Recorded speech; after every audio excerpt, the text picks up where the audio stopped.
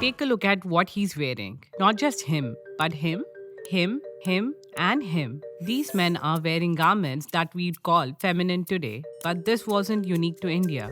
From kilts in Scotland to tunics in Rome, and from heels to skirts, fashion was once fluid. But today it isn't. How did we go from a world of skirts and frocks to one of pants and shirts for men across the globe? And why does India tell one of the most fascinating versions of this story?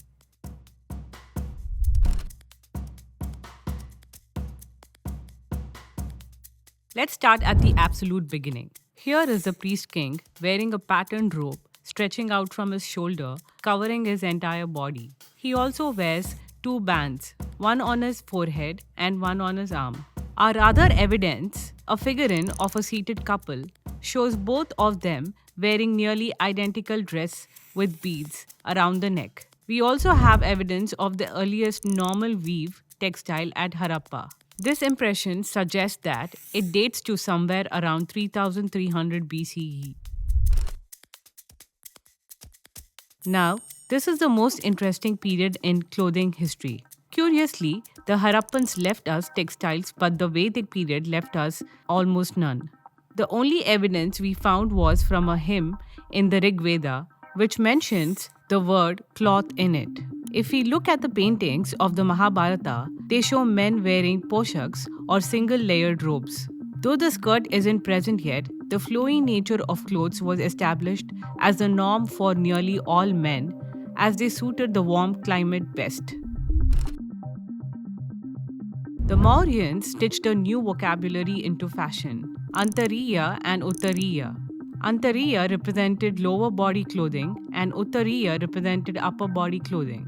The Mauryans introduced structure to clothing with a waistband called the Kaya Bandh, a small resemblance of tightness and distinction in clothing.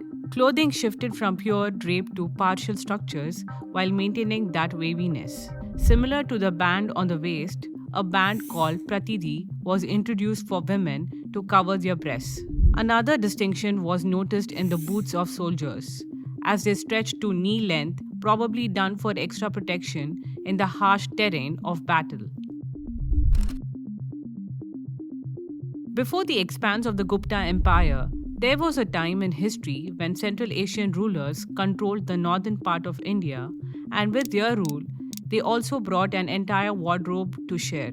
Their fashion was divided into three parts: a calf-length overcoat called the chugga, an open kurta, aka tunic, and baggy trousers tucked into boots called chalana. They also carried Roman influence in their clothing and had these frockish designs to wear at the bottom, giving a new form of waviness to the clothes. Their Roman influence leaked into the kind of shorts they wore, which is the most distinct part about Roman soldiers. The Gupta era polished it all with the adoption of stitched garments and richer fabrics. The men's fashion landscape saw a visible turn toward more meticulously designed clothes. The Kaya Bandh still remained an integral part, but it was the classes that brought the difference. As different classes and sectors of society adopted different forms of clothing, fabric became the language of what you did in society. This time period saw minimal changes in the Indian clothing landscape. Banabhatta wrote about the costume of King Harsha wearing a dhoti and a scarf decorated with goose patterns. Al-Biruni, a traveler, also mentions that kurtaka and shalwar in his book Tariq-ul-Hind. The Scottish nature of clothing still remained during this time period, but now it was time for a change. Until now, the common theme has been that every time a ruler changed, the clothing changed too. This era was no different, but with an exception. Traveler Ibn Hawkal noted that in areas like Multan and Sindh, the Muslims and infidels in this tract wear the same dress and let their beards grow in the same fashion. They use fine muslin garments on account of the extreme heat. All wear short tunics except the merchants, who wear shirts and cloaks of cotton like the men of Iraq and Persia.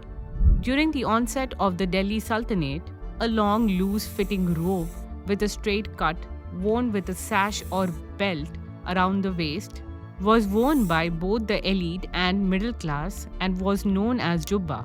Apart from this, Mughals adopted Indian attire, which was similar to the jama that Rajputs wore, an angraka, churidar pajama, and a kamarband.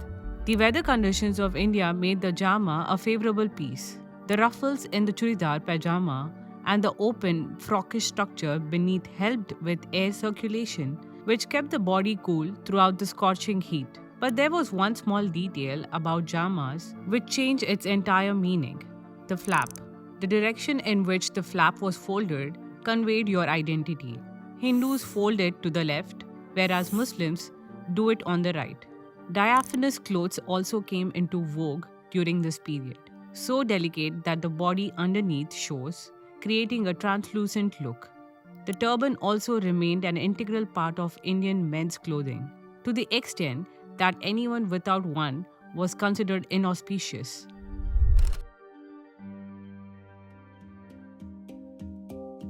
Angraka, which translates to one that protects the limbs, a lighter and shorter version of the jama, started to gain popularity. It wraps just above the waist and is known to be knee length, whereas the jama would wrap around the chest. The frockish structure of clothes went from being fitted in the antariya to the uttariya, as loose pajamas took the place of lower garments, especially in northwest India. Then came the Industrial Revolution and the mass production of textiles began. Indian weaving was slowly being replaced by the ease of mass-produced clothes, which would get widely adopted throughout the country. The British invasion played a part in it too, as they didn't just want to rule India but also wanted to dress India. Through propaganda and education, the masses were subverted regularly into adopting Western tight-fitted clothes. British fashion was also fused with Indian fashion to make them more easily adoptable by Indians. The achkan, a fitted garment like an English coat but slimmer and tighter, which was derived from the chapkan and angraka, became a norm for elites. During this time, sherwanis were also invented and became mainstream formal wear, and buttons were slowly getting integrated into every form of clothing. But even throughout these changes, the turbans never lost their essence and played their role in Indo men's fashion. But during this period, fashion mostly focused on the elite and upper class, as the middle and lower classes were still wearing native clothes. Thanks to Gandhi, the trend of khadi and simpler clothing influenced the masses, and self-woven material also played a key role in appealing to the lower class people, as they were mostly employed as craftsmen. For the upper class, any traditional tunic seemingly got replaced by a kurta, and achkan remained the formal wear, while the dhoti still remained prevalent. Moreover, by this time, the flowy, wavy nature of clothes was almost gone, and no skirtish structure remained. Even when India gained independence, the emphasis on national identity overthrew every idea of British symbolism, even in clothing. But this didn't continue for too long. The effects of modernization and the global economy began to take hold in India in the 1960s, where Western clothing dominated in urban areas. With the onset of the 21st century, India opened its doors to global markets, and the liberalization of the Indian economy attracted international brands to set up their presence in India. The market expanded quickly with the support of media and television, who now have abandoned the dhoti, which was more functional for the hot, humid climate of India and had evolved over centuries. It was abandoned as a symbol of the poor, making pants a status symbol. The perceived value of pants and shirts made them more appealing than the utility of dhotis or any other native tunics, slowly bringing the change across generations.